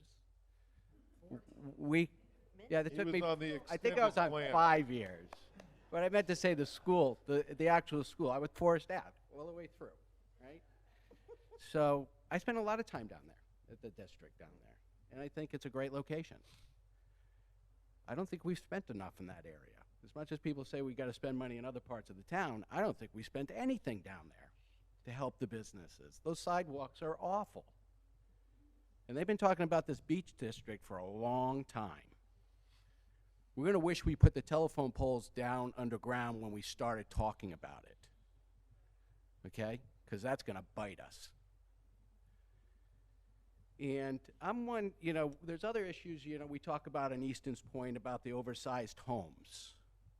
So then we want to get people involved to look at the lot sizes to start calculating the square footage that people can actually have living space in their homes. When I built my home there, I had to go to zoning, and they had the right to actually, because I needed 5 feet on one side and 5 feet on another, they started telling me how big my rooms could be and how many bathrooms I could have in my house and how big I could raise my roof up top. To the point where I actually had to knock my house down and pour within my setbacks so I could actually build something to raise my family and send them to the Middletown school systems. Okay? We get way too involved sometimes. So my concern down there was big hotels. That was my big one, okay? I don't want to see big hotels down there. We already have some big hotels down there. They're nice.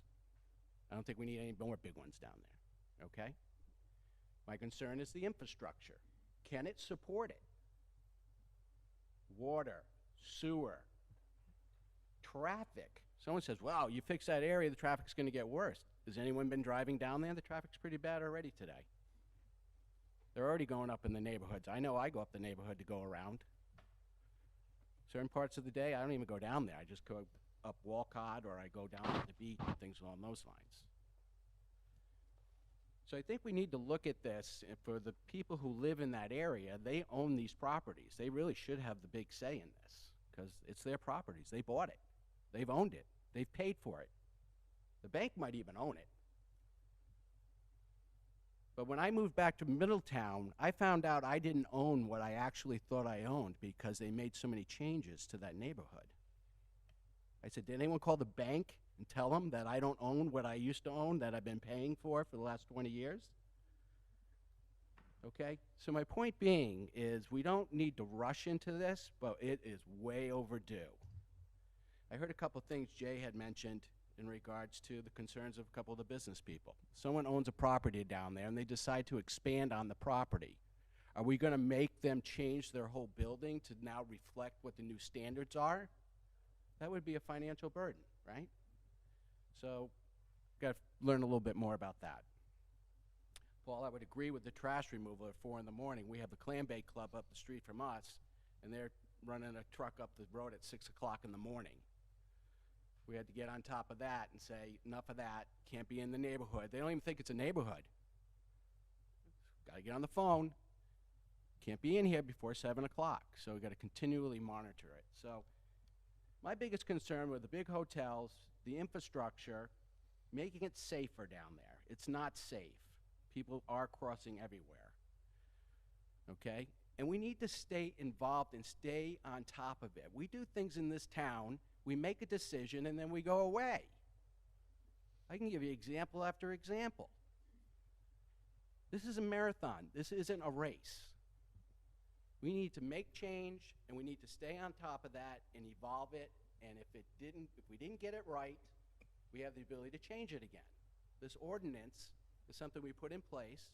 We can change it. But we need to do something. We need to move forward. And we need to listen to the businesses. I think if you're in that business, well, they should be grandfathered. They should be able to do what they purchased and work with the town to try to make it a little bit more conforming down there. Yes, I think all the businesses are unique, but I also think They're a little, you know, they're so unique in so many different ways that we should have some common theme to it. I know that when Cumberland Farms was going to change, there was an uprising. But I haven't heard anyone complain about the new design. So that actually was something everyone was up in arms about, but in the end ended up being really nice because they worked at it, okay? So I'm a little, you know, torn. I do agree we need some guidelines, but I think we got to work with the businesses in the area and not force change on them. I listened to the meeting that went on, and Paul, you know, he was happy that the businesses were there. He was like, this is the first time we've heard from the businesses, and we've been doing this, and it was a good thing. And they made a couple nice changes. Not mandating the signs on people. They have a sign, let them keep their sign. Getting the short-term rentals out of the count, I thought was good. If someone has we got people down there who have residential location there. I would love to see businesses below, restaurants. I don't want to lose the restaurants down there. People go down there. They like those restaurants. So I don't want to lose those, but also I don't want to restrict someone who says, hey, I need to put 2 or 3 bedrooms up here to help my workers be here, but might even be able to stay in business. Because some of those businesses are shutting their doors after the season's over. So they might have to rent it out to keep the business, to pay the taxes. So I just think those are the things we need to think about. I don't want to see big boxes down there. I don't want the infrastructure screwed up. I'd like to see new sidewalks and safety measures put in there, and I'd like to see underground utilities. That's it. Is that all? That's it. All right. And I did graduate in 4 years. Sure? Okay, any other councils? Yes, he did. I graduated with him. Any other councils have any questions or comments? I'd just like to say that I've listened to all this. I've read all the documentation, everybody that has spoken. And I think that the planning board has done their due diligence more than one time. And that everyone has spoken. We have to look at this from everyone's perspective. I think it's fair. I think it's something that can be continually improved. It's not cemented, and I'm in favor of it. Okay. Any other? Well, I do one more thing. Yes. I do want to thank the planning board as well. I mean, and they did a great job. And I know when it came back the next time, there were a few people up there like just rubbing their heads, like this is in front of us again. So I do want to thank the planning board and all the work and all the people, all the citizens that put a lot of time in. I know Valerie and the CETA group and a lot of the folks have done a great job. They've been, it's all in good intents. That we talk, that our intentions are great. And I think if we just keep working together, and if we vote on this ordinance, we can always revisit it. If it's causing hardships, we can change. But thank you to the planning board for all their hard effort. Okay. Any further comments? All right. Motion to adopt said ordinance on its second reading. Second. We have a motion and a second to adopt said ordinance on a second reading. Any further discussion? Is it with the amendments by the planning board? The planning board Yes. made the 2 amendments, one with regard to Oh. signage, removing the 5-year sunset provision for the benefit of the existing businesses, and the second was removing the short-term rentals from the Right. hotel room. The third So- was the wireless. And the third was the wireless. The wireless. The wireless, okay. So moved. Perfect, Peter, thank you. Thank you, Wendy. Yeah. Okay. I'm sorry, I thought that I thought it referred to included if in somebody there. did it during this session. Yep. Okay. As long as we know that that's. That's part, yes, okay. Okay. Is there any further discussion? Okay, all in favor? Aye. Aye. Anybody opposed? Okay, thank you, everyone. Okay, and again, it's there to help. It's fluid. If we don't get it right, we can take another look at this. Okay? Thank you. Hey. Okay. Every once in a while. You want to take a recess? Yep. Okay. Motion to recess. Second. Motion is second to recess, all in favor? Aye. Okay.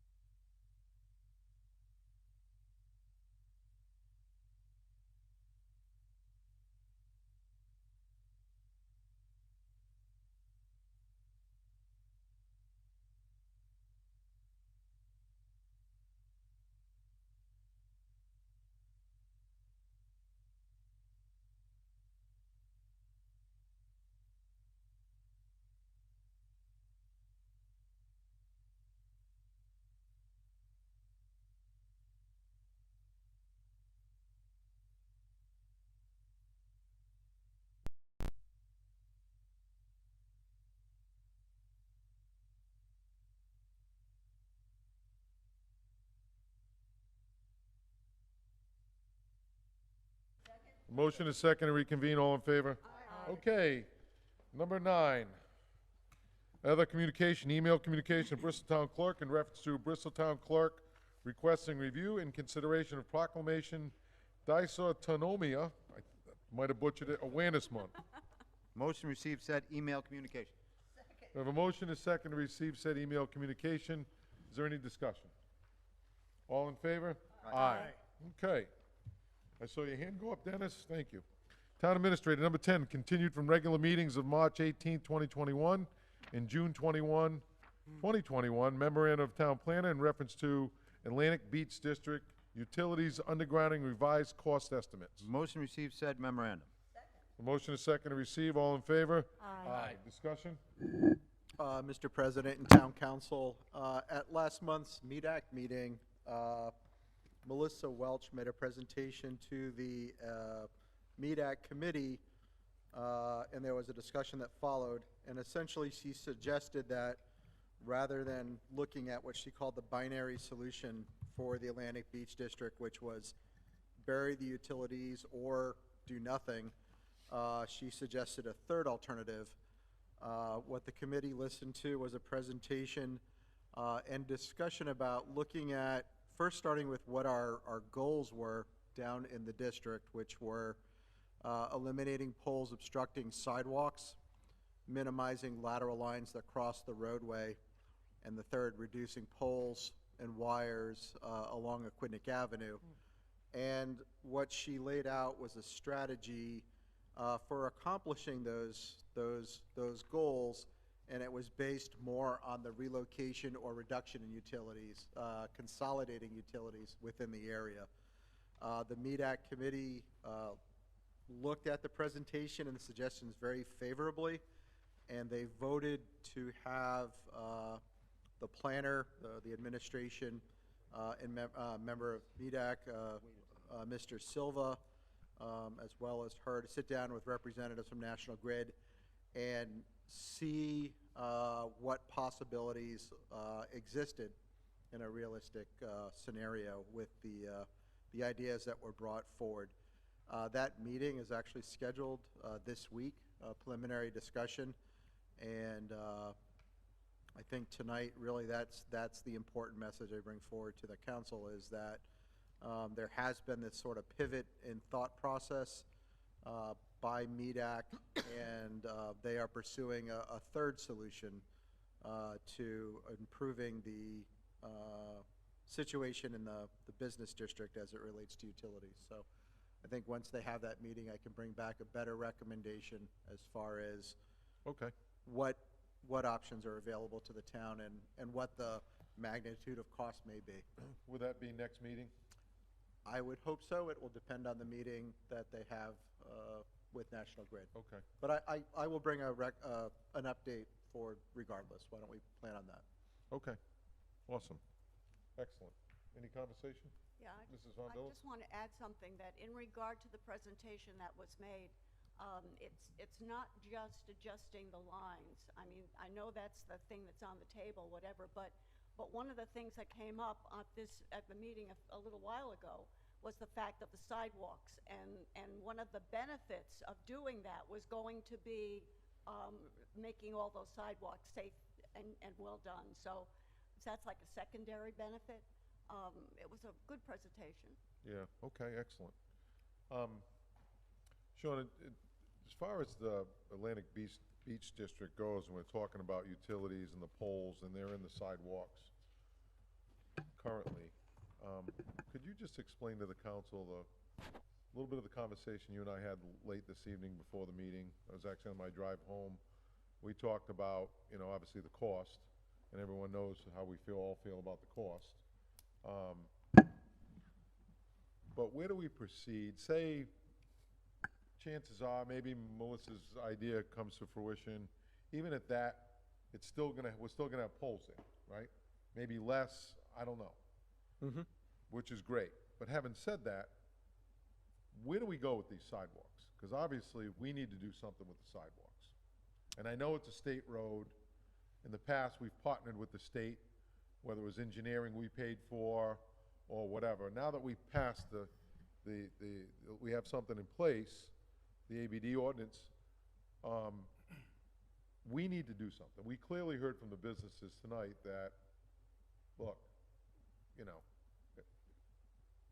sidewalks need to be fixed, which we're aware of. So could you just explain kind of the process and, you know, the financial and stuff like that, because that's important.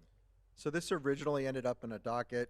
As you can see, it's been continued a couple times, and I believe what I was expressing at the time is that we need to start moving forward, and this decision regarding utilities is holding us up, trying to find a solution that would cost the local taxpayer, you know, which is what we discussed tonight, upwards of $20 million. And that was sort of we brought it up to a boil at the last meeting, and Bob Silva and MEDAC wanted to get one last bite at trying to find a better cost estimate with Jim Ferrara and get the other input from other experts. That cost doesn't seem to be going down, which has been the case throughout the process. However, Ms. Welch brought this proposal forward as an alternative. Once we have an idea of what we will do with the utilities, whether that's underground or relocate, reconfigure, we would be able to let our engineers loose with those original concepts that the council has reviewed and laid out, which includes improving the sidewalks, which would be probably, you know, we've talked about wider sidewalks because as we've all seen those pictures, and Reject Beer Company's the perfect example. There's probably less than 2 feet between the building and the telephone pole, and less than 2 feet from that telephone pole into the roadway. And that's not uncommon throughout that entire district. So the goal would be to redesign sidewalks so they're wider, so that they support pedestrian traffic. And then the other piece is crosswalks, so that pedestrians can get from one side of the road to the other. Once we have that design completed, probably to a 60% level, we would give that and start pitching the project to RIDOT, as well as any other funding sources that we can identify. And what we've done in the past is, once the engineering is done, we've basically solicited the funding that's available at the state, hired our own project managers and our own construction companies to build the project, rather than waiting years for the state to do that. And we've done that at intersections as well as sidewalks on the West Main Road, and been very successful at it. The state's been supportive of those efforts because it gets a project off the drawing board and, you know, shoveling ground sooner than if they have to continue following the processes that they have to follow at the state level. So really, you know, the critical task is making a decision on these utilities, and as soon as that's done, we would start shopping it for funding. There is a lot of money around right now for capital projects. There's money for new projects if they're shovel ready. There's also points in time, and this happens frequently, where we will receive an email that somebody at the federal level has extra money. It makes its way down to the state, who has an $8 million project ready to go. So by having the drawings in hand, we would be competitive if those dollars do become available. But without any plans in hand, you know, we're still talking about it. So just to provide some update on the Aquinic Avenue, and I just want to make sure this gets corrected. The paving work that was done to the south of the intersection at Green End Avenue and Aquinic Avenue was actually a repair restoration done by National Grid. That was not state work. Right. But the work being done by RIDOT that we've been talking about and has been delayed, and has been years of lobbying, sidewalks and roadway improvements north of Green End Avenue, that is going out to bid. So that's in the process right now. The council a few months back approved making a small contribution towards the improvement of a water line near the drive-in theater. Yep. But that project is going forward, and hopefully will start this upcoming spring. So we are making some progress. So I hope that answers It does, and that's Yeah. why I think it's important that we get, we make some decisions, we have a plan in place, because there is a lot of money around. Yep. And then, you don't know when it's coming, or potentially, and if, those ready to go, are favored. Yep, and the example Paul and I were talking about, and, this is a lot of work that Ron did, and, keeping our ear to the ground. We had gotten $600,000 for the sidewalks on Purgatory Avenue, and then we had a discussion, and there's a resolution somewhere in the minutes where we were gonna spend money out of the parking lot money from the beach Yep. to finish the project. Since then, Ron has worked with Congressman Cicilline's office, and we're in the queue to get over $1 million of federal dollars to finish that project, so that we're able to, keep those monies in the beach fund for the improvements, the capital improvements we want to make at the beach. Again, it's just being in a position where we're doing engineering, we have a project. It's not just sort of a wish list item. These are commitments the council's made, and again, generally the people at the state, the people at the federal level have seen how we've been successful. Everybody wants to be on a winning team, and they've been very supportive of the projects that the town of Middletown brings forward. So, Yeah, I appreciate you explaining that, because that's important that, I'm as guilty, probably the most guilty up here of talking, besides Dennis. So, just kidding, Dennis. So I won that battle, sorry. So, that's why we need to move on things. I mean, we need to vet things properly and publicly and transparently and all that stuff. But at the same time, we need to move. And it felt good to be able to get something done tonight. Hopefully we got it mostly right, all right, but you never do, and so that's why, thank you for explaining that. That's why the next step, we just can't lay off.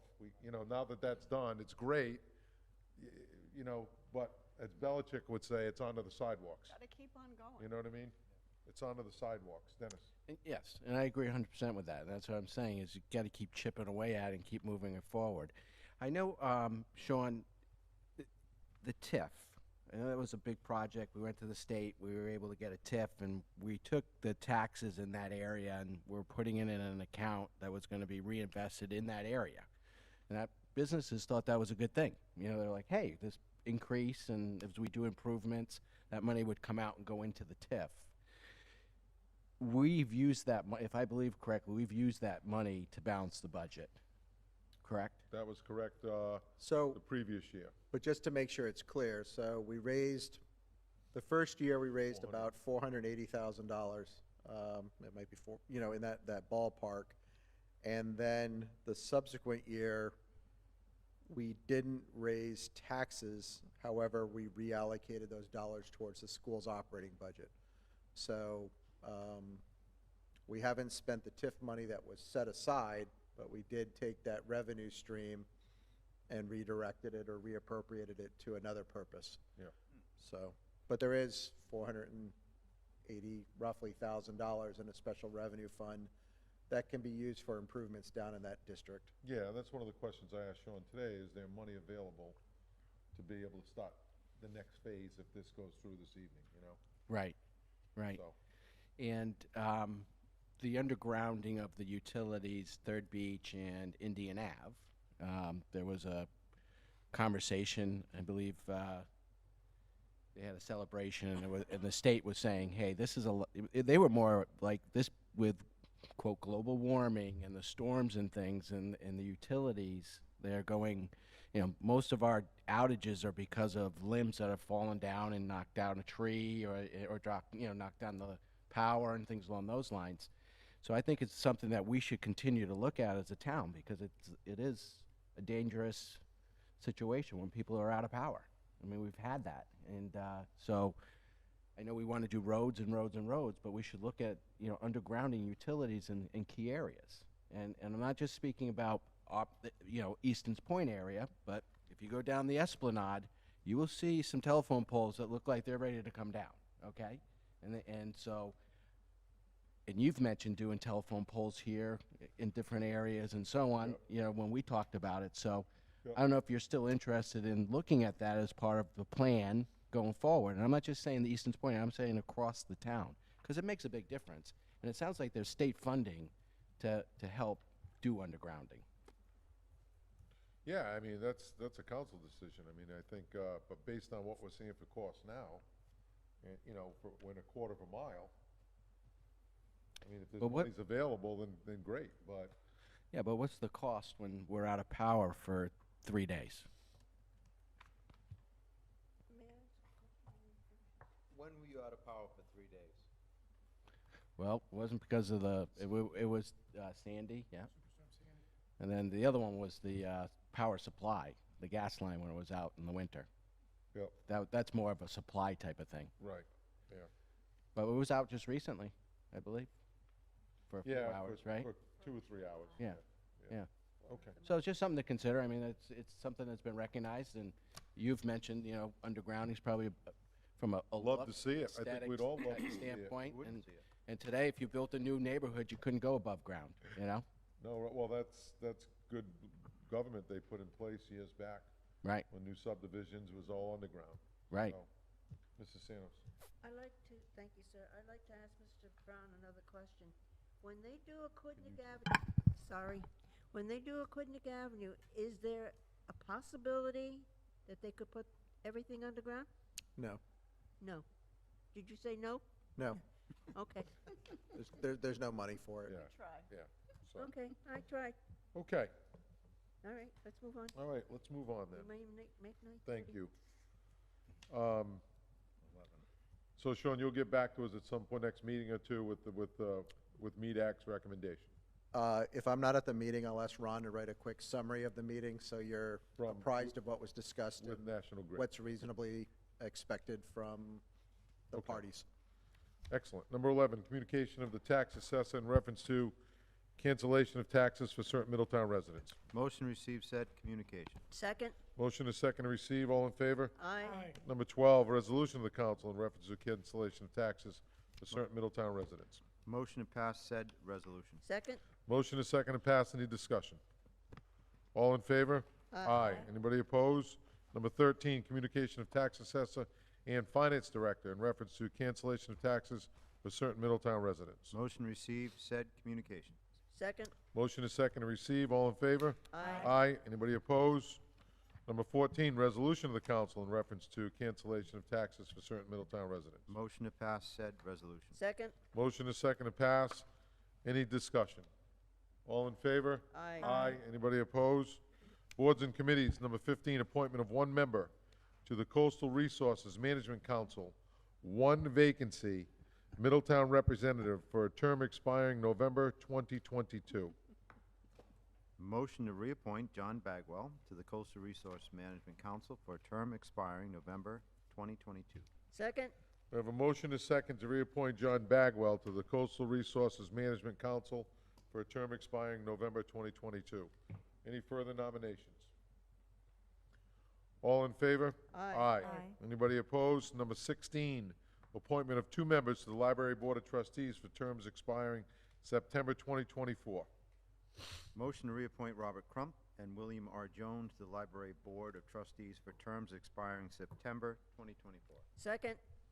We have a motion and a second to reappoint Robert Crump and William R. Jones to the Library Board of Trustees for terms expiring September 2024. Are there any further nominations?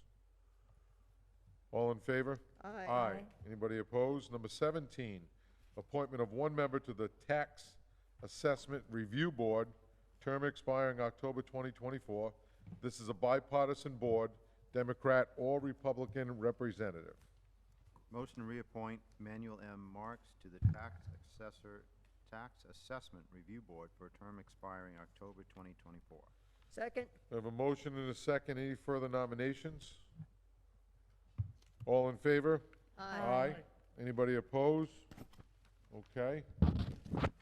Number 18, at the request of myself, discussion of council rule, regular meetings of the council shall be held on the first and third Mondays of each month at 7 o'clock, 7 p.m., or at such other hours as the council may designate, and if such date shall occur on a legal holiday, the meeting for that week shall be held on the following day or on such date as the council may determine at the previous meeting. Requests for special meetings may be filed with the town clerk. Motion to begin said discussion. Second. Motion is second, begin said discussion, all in favor? Aye. So I was talking to Wendy. Wendy will typically call me on a Wednesday morning at 6:15 in the morning on the way in, drive, and, because she's here already, and she'll say, you want to review the docket, and I'll say yes, and we'll start talking about, well, this past Wednesday morning, we started talking about, hey, there's no executive session. I said, well, all right. And she said, I said, well, what time are we starting the meeting? Are we still starting at 6? She said, well, no. So, I don't know, it just kind of came up. You guys would you prefer, if there's no executive session, we couldn't start at 6 because we didn't advertise for 6. So, is there any appetite to begin meetings when there's no executive session at 6 to be able to get home sooner? What month is it? This is September. His concern is daylight hours. Right. I mean, it's getting dark now, so. Oh. Oh, he's talking about how it would, No, 6 is fine. Councilor Flynn. well, no, that's fine. I support that Can't hear proposal. I do support that proposal, starting at 6 if we're not starting at 7 o'clock. Okay. And I do think that 10:30 is still too late, mainly for the people that might be attending or watching the meeting. It's even a long recording, but I know that's, Yeah. since we're talking about the meeting times. Okay. Mrs. Santos. Thank you, sir. If we have an executive session that night, what time do we start? We'll roll right into it afterwards, instead of waiting till 7. The rolling into, I Yes. definitely support the Yes. rolling into. Right. I'm a little nervous with changing the regular meeting from 7 because the public is used to it being at 7. And I don't know how that would work. Okay. Anyone else? Any other comments? You didn't answer my question, did you? I'm sorry, what was the question? If we start a council meeting at 6 o'clock, a council meeting, a regular council meeting that we normally would start at 7, what time would we start the executive session? We would still start executive session at 6 o'clock. If we did not have an executive session, like we did in tonight, Yeah. I'm asking, would you be amenable to starting at 6 o'clock when there's no executive session? Okay, When there's no executive session. when there's no, but. And if there is an executive session, then after executive, we would roll right into the regular meeting. So it would be advertised at 6 either way. Why do we always Mr. have President. to change things? We don't. It's just a suggestion. It's for improvement. Yeah. What about these guys? They gotta hang out after work? I mean, wouldn't it be better to be at 6? So they don't have to, 7 o'clock, what are you gonna do? Go home for an hour or whatever and then come back? 2 hours, most of them get off at 4:30, but at meetings, I'm sure they're here Their until. cars, those two in the middle are here every time I drive by. I don't care Oh, what yeah, time it is. definitely. And if you call in the morning, they're here. And also, it helps the clerks because on The probate. the court, municipal and probate, they have to get ready for that. That wasn't the intention, that just popped in my mind, Oh, gee. but it also benefits Popped in them his as well. mind. All right, the only question that I have is, I would not like to see us start earlier so that we still have a 10:30 ending, because there's no point if we're just gonna make longer meetings. That's not good either.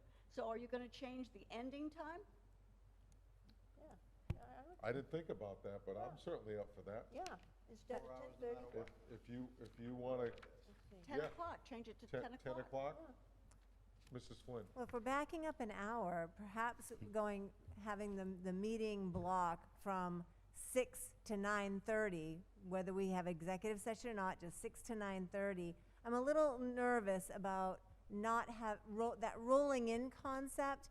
As much as I don't care for hanging out for 5 or 10 or 25 minutes between, I'd rather for the public have a start time, even if we say it's 6:30, whether we think executive session is going to be longer or shorter or not. Because that's an unknown for the public. They don't know when to Yep. tune in. Yep, True. So for ease, I guess I'm proposing from the conversation, a consideration of the block is from 6 to 9:30, and executive session will be at 6 and end at 6:30, or the regular session will start at 6:30, and if they have to wait, they have to wait. It's better than them, waiting with an unknown start, in my opinion. Yeah, no, I understand, and there's obviously some pros and cons to this, Sure. but if there is executive, and some executives go an hour, then that only gives us 2.5 hours to get our business done. I mean, we can try it, and if it doesn't work, then we can amend it, I guess, It just but I gets- don't know, I think I'd rather go to 10, maybe, 10, and then because- see what happens. Yes, because we always can. Because most executives are usually a half an hour Yeah. or less on average, I guess. I don't want to create a situation where, because our meeting is going to end, we don't get things done. I am sick and Exactly. tired of not getting things done.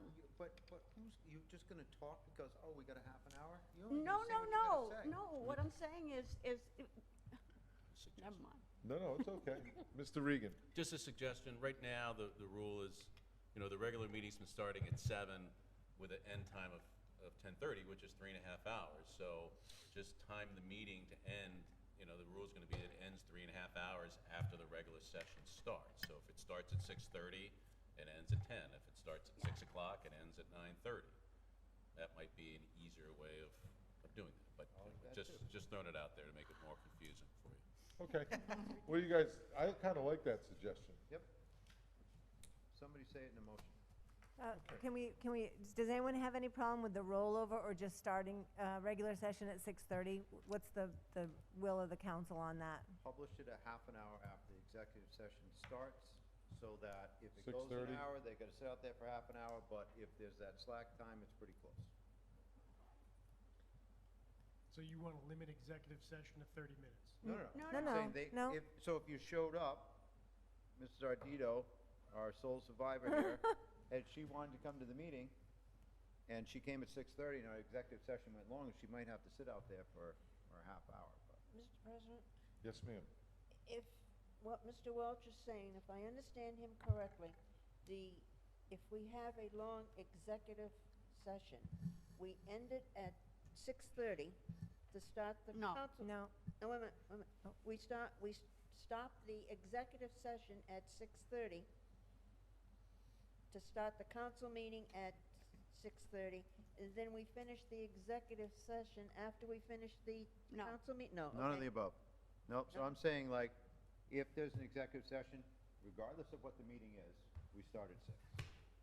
The executive, but for the public's notification as to when the regular meeting starts, we tell them 6:30. Oh, okay, I get you. Now, you might have to wait a little bit, but that allows If us to there's a- go right into it. If there's a longer, if the executive session goes a little longer, then they'll have to wait a little bit. Okay, gotcha. And you also have the discretion too, to, hey, you know what, public's out there waiting for 10 or 15 minutes, let's continue this executive after the meeting. Exactly. Well, that's what I was saying. Because we used to have it after, that's when it used to be, years, After the was council always after the meeting, it wasn't before the Yeah. meeting, so. That's what I was saying. And, Mr. President, just to clarify, just so the clerk has it, if there is no executive session, then the meeting would start at 6. Right. And the regular meeting will have a 3.5 hour, And it would be so advertised. yes. Yeah, as long as you advertise for it. Yeah. I mean, Okay, Let's try that. yeah. Okay. When I advertise for public hearings and licenses, I'm gonna advertise for them at 6:30. If there's an executive session. If But there's I no don't executive. always know 3 weeks prior.